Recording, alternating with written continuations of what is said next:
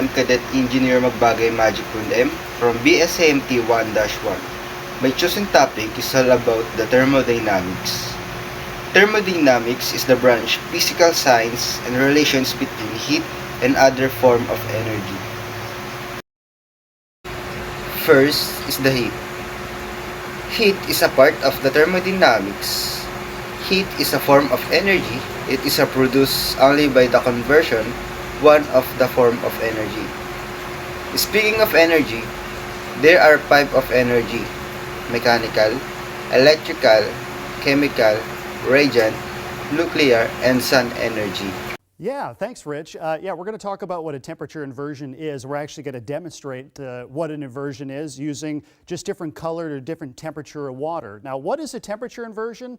It's when the air actually gets warmer as you get higher up. This is a strong inversion right here. This is out towards the Leavenworth area. You can see the cold, more dense air sinking into the valleys, and in the meantime, up in the mountains, it's nice and sunny. So what's exactly taking place?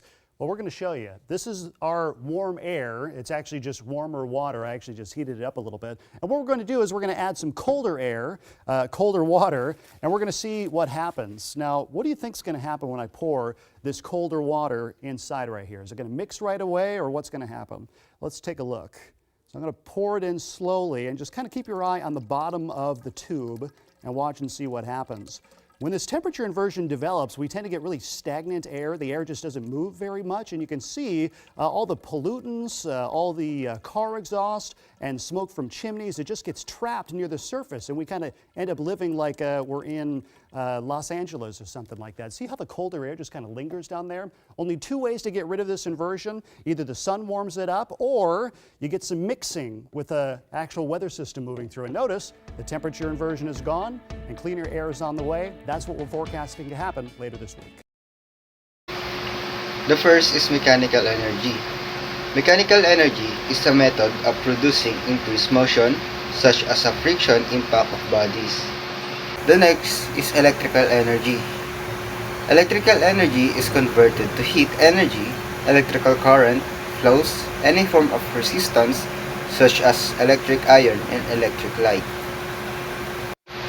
The third is chemical energy. Chemical reaction converts stored potential energy into heat. The next one is radiant energy. Radiant energy, electromagnetic waves of certain frequency, produce heat. For example, X-rays, light rays, and infrared rays. The fourth is nuclear. Nuclear energy is energy stored in the nucleus of atoms. It's released during the process. The last one is the sun. Sun is all heat energy can be directly or indirectly traced to the nuclear energy. Next is temperature. Temperature is used extensively are the Celsius, Fahrenheit, the absolute Kelvin, and Rankine scale. The Kelvin of the Celsius and Celsius is used extensively in scientific way. Thermal expansion or construction is the thermal expansion is takes in the solids, liquid, gases. The exception is solid, will be expanded when heat and contract when cold. Aviation physics are essentials to the safe and effective function of airplanes.